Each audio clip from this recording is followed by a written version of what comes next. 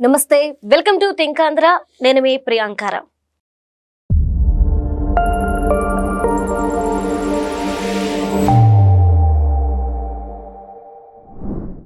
1998 September 23 hitech city ప్రారంభించిన రోజు సరిగ్గా 27 ఏళ్ళు. అప్పుడు వాజ్పేయి గారు ప్రైమ్ మినిస్టర్ గా ఉన్నారు. అలానే ఆంధ్రప్రదేశ్ చీఫ్ మినిస్టర్ గా నారా చంద్రబాబు నాయుడు గారు ఉన్నారు. ఆ రోజు తీసుకున్న నిర్ణయం గురించి ఎంతో మంది నెగిటివ్ గా మాట్లాడారు. రాళ్ల గుట్టకి ఎందుకు ఇంత పెద్ద బిల్డింగ్ అన్నారు. ఏం సాధిస్తారు దీనివల్ల అన్నారు. ఒక పిచ్చి నిర్ణయాన్ని చంద్రబాబు నాయుడు గారు తీసుకొని డబ్బులు వృధా చేశారు అని వెయ్యిరాని నిందలు వేశారు. మరి ఆ రోజు తీసుకున్న నిర్ణయం యొక్క ఫలితం ఈ రోజు ఎలా ఉంది? హైదరాబాద్ కి వెన్నుదన్నుగా వెన్నుముక్కగా హైదరాబాద్ అని చెప్పుకోగానే ఫస్ట్ గుర్తొచ్చే హైటెక్ సిటీ ఎలా రూపుదిద్దుకుంది, ఇవన్నీ కూడా మనం ఈ వీడియోలో తెలుసుకుందాం. చాలా మందికి చాలా ఇన్ఫర్మేషన్ తెలియదు అండ్ చాలా వెబ్సైట్లలో కూడా సరైన ఇన్ఫర్మేషన్ దొరకట్లేదు. బట్ ఒక ఇన్ఫర్మేటివ్ వీడియోని మీకు ఇవ్వబోతున్నాం. దీనికి సంబంధించి మనతో మాట్లాడడానికి రాజకీయ సామాజిక విశ్లేషకులు లింగమనేని శివరాం ప్రసాద్ గారు ఉన్నారు. ఆయనతో మాట్లాడదాం.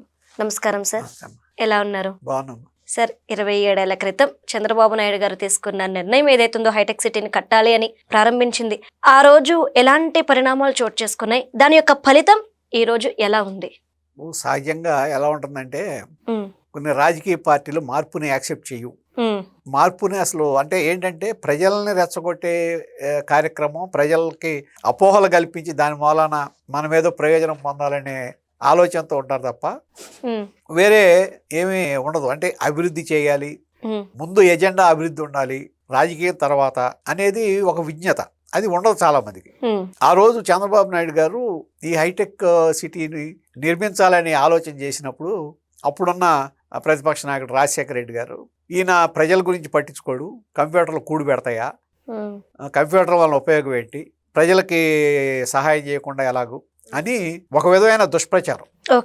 అసలు ఈయన ప్రజల గురించి పట్టించుకోడు, పేదల గురించి మాట్లాడు, పేద ప్రజలకి ఈయనకి సంబంధం లేదు, ఈయనంతా హైటెక్ అన్నట్టుగా ఒక ప్రచారం చేశారు. ఆ రోజునే చంద్రబాబు నాయుడు గారు చెప్పడం జరిగింది. ఎందుకంటే రాబోయే రోజులన్నీ కంప్యూటర్ అయ్యాయి.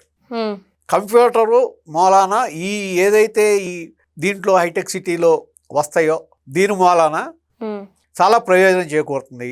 అందుట్లో వీళ్ళు ఏమన్నారంటే ప్రజల సొమ్ముని, ప్రభుత్వం సొమ్ముని వేస్ట్ చేస్తున్నారన్నారు.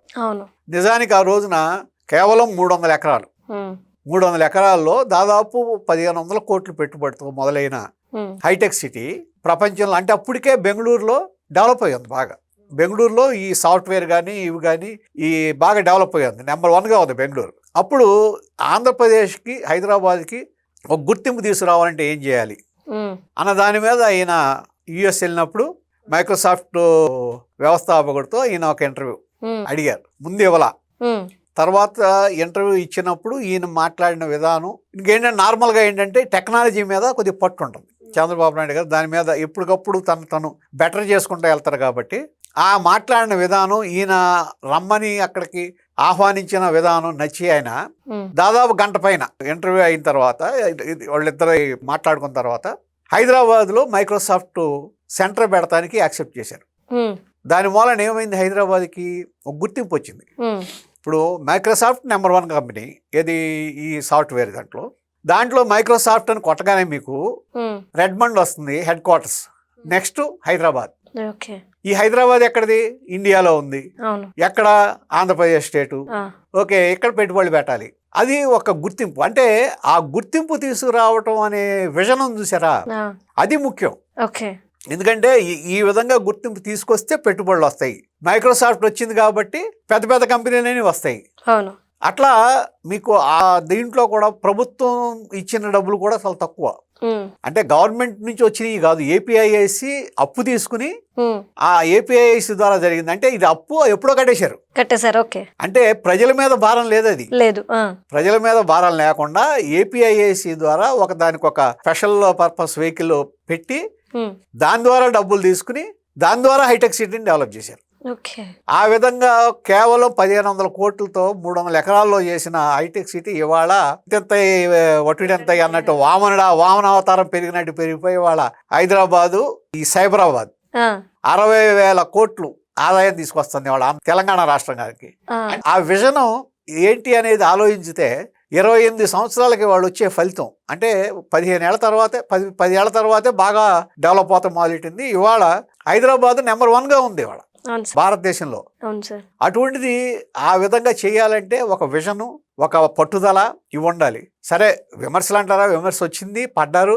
ఇవాళ ఆ మాట మాట్లాడినట్టు ఎవరు దాని గురించి మాట్లాడరు. ఏంటంటే కంప్యూటర్ కూడి పెడుతుందంటే కంప్యూటర్ కూడి పెడుతుంది. ఇవాళ చాలా పేదలు కూడా, చాలా తక్కువ డౌన్ ట్రాడిన వాళ్ళు కూడా వాళ్ళ పిల్లలు చదువుకుని వాళ్ళు ఇంజనీరింగ్ చదువుకుని ఇంజనీరింగ్ కాలేజీ కూడా చంద్రబాబు గారు మాలను వచ్చాయి. ఓకే. ఎప్పుడైతే ఈ కంప్యూటర్ దీని మీద ఈ హైటెక్ సిటీ మీద వచ్చిందో, హైటెక్ సిటీకి దానికి మళ్ళా మ్యాన్ పవర్ కావాలి కదా, అవును కావాలి, నిపుణులు కావాలి కదా. కావాలంటే అప్పట్లో ఇంజనీరింగ్ కాలేజీలు చాలా తక్కువ మంది వచ్చేవాళ్ళు. అప్పుడేంటి గుల్బర్గా అని అటని ఇతర రాష్ట్రాలకు వెళ్ళి చదువుకోవాల్సి వచ్చేది. అది ఆంధ్రప్రదేశ్లోనే ఎప్పుడైతే ఇంజనీరింగ్ కాలేజీలు స్థాపించారో, చంద్రబాబు నాయుడు గారి హయాంలో స్థాపించారో, ఇవాళ మీకు దానికి సరిపడా మ్యాన్ పవర్ వచ్చింది, నైపుణ్యం గల ఉద్యోగస్తులు వచ్చారు. అంటే దాని వలన ఏమైంది, ఉద్యోగ కల్పన జరిగింది. ఇందాక నేను అన్నట్టు పేదలు, డౌన్ ట్రాడన్ వాళ్ళ బిడ్డలు కూడా ఇంజనీరింగ్ చదువుకుని ఇప్పుడు చదువుకుంటానికి ఈ గవర్నమెంట్ హెల్ప్ ఉంది. సరే దాన్ని చదువుకుని పైకి వచ్చిన తర్వాత వాళ్ళ టాలెంట్ ఉన్నప్పుడు వాళ్ళు విదేశాలకు వెళ్ళటం, లేకపోతే ఇక్కడ ఉద్యోగాలు, లక్షల మీద శాలరీస్ వచ్చినాయి. దాని వలన ఏమైంది, కుటుంబం అంతా మొత్తం బాగుపడింది. అంటే ఆ రోజు ఆయన తీసుకున్న ఒక స్టెప్, ఒక విధానం ఇవాళ పేదరికం తగ్గడానికి ఉపయోగపడింది కదా.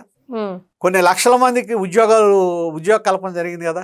ఆంధ్రప్రదేశ్ కంటే ఇవాళ ఆంధ్రప్రదేశ్ అంటే ఉమ్మడి ఆంధ్రప్రదేశ్ విడిపోయినా కానీ ఇవాళ ఆంధ్రప్రదేశ్లో వాళ్ళు కూడా వచ్చి హైదరాబాద్లో ఉద్యోగం చేస్తున్నారు కదా, మిగిలిన స్టేట్లో వాళ్ళు ఉద్యోగం చేస్తున్నారు. అంటే ఎంత ఉపయోగకరంగా ఉంది ఆ రోజు తీసుకున్న ఒక నిర్ణయం అనేది ఉదాహరణ. ఇది ఖచ్చితంగా దానికి చంద్రబాబు నాయుడు గారి విజన్ చూసుకుంటే ఇవాళ ఆ రోజున ఏదైతే అన్నారో హైటెక్ సిటీ విషయంలో, ఇవాళ అమరావతి విషయంలో అదే అంటున్నారు. సేమ్ అదే అమరావతి విషయంలో కూడా అదే అంటున్నారు. ఎందుకెంత ఇన్ని లక్షల కోట్లు ఎక్కడి నుంచి వస్తాయి, ఏమొస్తాయి, ఏంటి అని. సరే ఎందుకు ల్యాండ్ అంటే ఫస్ట్ ఫేజ్లో 34,323 ఎకరాలు ఇచ్చారు రైతులు. ఆ ఇచ్చింది యాక్చువల్గా గవర్నమెంట్ కనుక ల్యాండ్ పూలింగ్లో కాకుండా ల్యాండ్ ఎక్విజిషన్లో తీసుకోవాలంటే గవర్నమెంట్ దగ్గర డబ్బులు లేవు. అసలు నేను అనుకుంటాం అయితే 1000 ఎకరాలు కూడా తీసుకోలేరు గవర్నమెంట్ డబ్బులు ఇచ్చి. అటువంటి పరిస్థితిలో ఈయన అడగగానే హైటెక్ సిటీని ఏ విధంగా డెవలప్ చేశాడు చంద్రబాబు నాయుడు ఈయన అనేది ఒక నమ్మకంతో రైతులు దాన్ని ల్యాండ్ పూలింగ్లో ఇచ్చారు, రూపాయి డబ్బులు తీసుకోకుండా. అంటే ₹1 ఖర్చు లేకుండా 34,323 ఎకరాలు గవర్నమెంట్కి హ్యాండ్ ఓవర్ అయింది. సరే దాంట్లో మిగిలిన లేఅవుట్లు తీసేసి, రైతులకు ఇవ్వాల్సిన ప్లాట్లు తీసేసి, ఇవన్నీ తీసేసినా కానీ 12,000-13,000 ఎకరాలు చేతిలో ఉంటుంది. అవి కాకుండా ఒక 20,000 ఎకరాలు దాదాపు గవర్నమెంట్ ల్యాండ్, ఫారెస్ట్ ల్యాండ్ ఇవి ఉన్నాయి. అంటే ఒక 30,000 ఎకరాలు చేతిలో ఉంటాయి. 30,000 ఎకరాలు చేతిలో ఉన్నప్పుడు మీరు ఏ విధంగా డెవలప్ చేయొచ్చు? ఇన్ఫ్రాస్ట్రక్చర్ వరకే ప్రభుత్వం పెడుతుంది డబ్బులు, మిగిలిన వాటికి ప్రభుత్వం పెట్టక్కర్లా. అది కూడా ఇప్పుడు ఇక్కడ కూడా ఎట్లాగైతే ఇక్కడ ఏపీఐఏసి చేసిందో, ఏపీఐఏసి దగ్గర తీసుకుని అప్పు తీసుకుని దానికి మళ్ళా తిరిగి కట్టారు కదా, సేమ్ అక్కడ కూడా అంతే. సిఆర్డిఏ తీసుకుంటుంది అప్పు, సిఆర్డిఏ నుంచి ఖర్చు పెడుతున్నారు. అది సిఆర్డిఏని ఒక దీని కింద సిఆర్డిఏ డబ్బులు తీసుకుని అది అప్పు తీసుకుని ఖర్చు పెడతాను. మళ్ళీ దాంట్లో నుంచి వచ్చిన ఆదాయమే డబ్బులు కడతారు, అప్పు కడతారు. అది కూడా ఇప్పుడు వరల్డ్ బ్యాంక్ ఇచ్చినాయి కానీ మిగిలిన సెంట్రల్ గవర్నమెంట్ ఏమో కొన్ని గ్రాంట్లు ఇచ్చినాయి. ఇవి కూడా ఎప్పుడు 30 years తర్వాత రీపేమెంట్. 30 సంవత్సరాలు వడ్డీ లేకుండా వాడుకుంటున్నారు కదా, 30 ఏళ్ల తర్వాత రీపేమెంట్. అక్కడ ఎట్లా అయితే ఇప్పుడు ఇక్కడ హైటెక్ సిటీ పెట్టారో అదే రోజు ఆ రోజున ఆంధ్రప్రదేశ్కి వచ్చేటప్పటికి మీకు మెట్టెక్ సిటీ, హైదరాబాద్లో జీనోమ్ వ్యాలీ. ఇప్పుడు జీనోమ్ వ్యాలీ నిజంగా అది ఎంత గొప్ప విషయం అంటే భారత్ బయోటెక్, జీనోమ్ వ్యాలీలో ఉన్న భారత్ బయోటెక్ అనే ఒక కంపెనీ కరోనా సమయంలో ప్రపంచం అల్లాడిపోతుంటే భారతదేశం పరువు నిలబెట్టింది ఒక వ్యాక్సిన్ తయారు చేసి. ఆ వ్యాక్సిన్ విదేశాలు కూడా వాడినాయి. అంటే భారతదేశం పరువు, భారతదేశం మర్యాద, మన నైపుణ్యాన్ని ప్రపంచానికి తేల్చి చెప్పింది అది జీనోమ్ వ్యాలీ. ఆ జీనోమ్ వ్యాలీని పెట్టింది ఎవరు, దాని నిర్మాత ఎవరు? చంద్రబాబు నాయుడు. సేమ్ అదే విధంగా వైజాగ్లో మెట్టెక్ సిటీ, ఈ 2014 తర్వాత మెట్టెక్ సిటీ పెట్టారు. మెట్టెక్ సిటీలో వచ్చిన మాస్కులు, అక్కడ ఉన్న మన వైద్య పరికరాలు ఇవన్నీ కూడా కరెక్ట్గా కరోనా సమయంలో పనిచేసి మెట్టెక్ సిటీ ఆ విధంగా మెట్టెక్ సిటీ ఆదుకుంది. అంటే చంద్రబాబు నాయుడు గారి విజను ఒక సంక్షోభాన్ని దాటుకునే దాంట్లో చాలా ఫలప్రదంగా పనిచేసింది. నిజం చెప్పాలంటే దీన్ని సరిగా తెలుగుదేశం పార్టీ ప్రచారం చేసుకోవాలా. ఓకే. ఈ రెండింటిని ప్రచారం చేసుకోవాలా. ఎంతసేపు హైటెక్ సిటీ అంటున్నారు కానీ జీనోమ్ వ్యాలీ తర్వాత మెట్టెక్ సిటీ అక్కడ నుంచి ఎంత ప్రయోజనం చేకూరింది అంటే ఒక్క మానవాళికి ప్రయోజనం అది. ఆ రోజున అందరూ భయపడిపోయారు కదా, ప్రాణం ఉంటుందో పోతుందో తెలియదు, ఎక్కడ ఏమవుతుందో తెలియదు ఇది కరోనా టైంలో. అటువంటి దాన్ని ఎదుర్కొనే అవకాశం పరిస్థితి తీసుకొచ్చింది ఈ రెండు.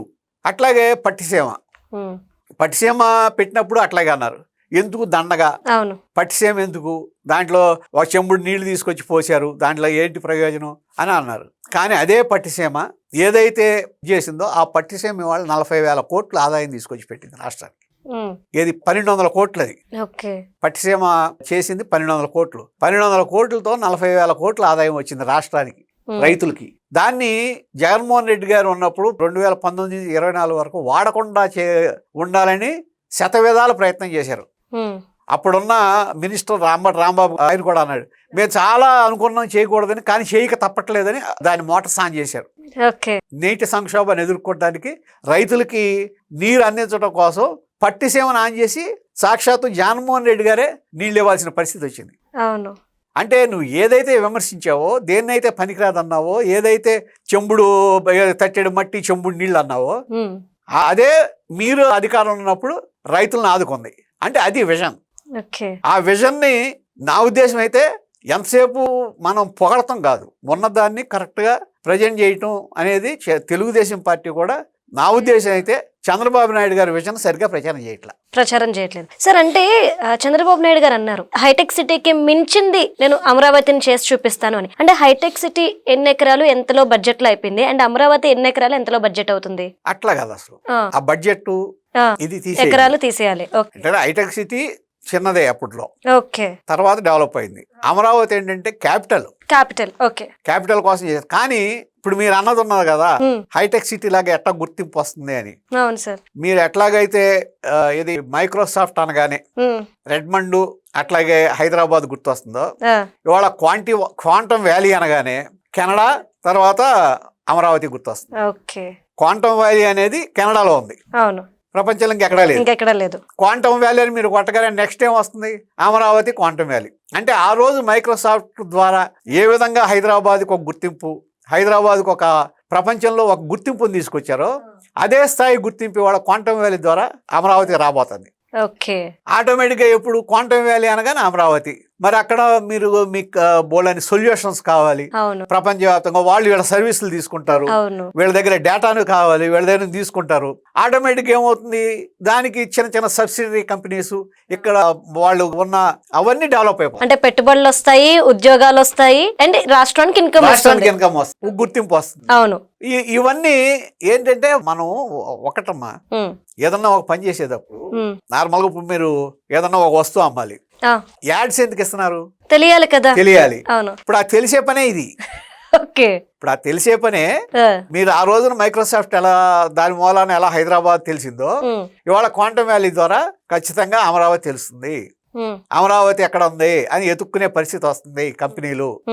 ఆ పరిస్థితి దానికి రావటం కోసమే ఆయన చేశాడు. యాక్చువల్గా 2023లోనే 6,000 కోట్లు సెంట్రల్ గవర్నమెంట్ క్వాంటమ్ వ్యాలీ కోసం కేటాయించింది. కానీ ఏ రాష్ట్ర ప్రభుత్వం టేకప్ చేసుకోవాలి దాన్ని, ఏ రాష్ట్ర ప్రభుత్వం ఓన్ చేసుకోవాలా.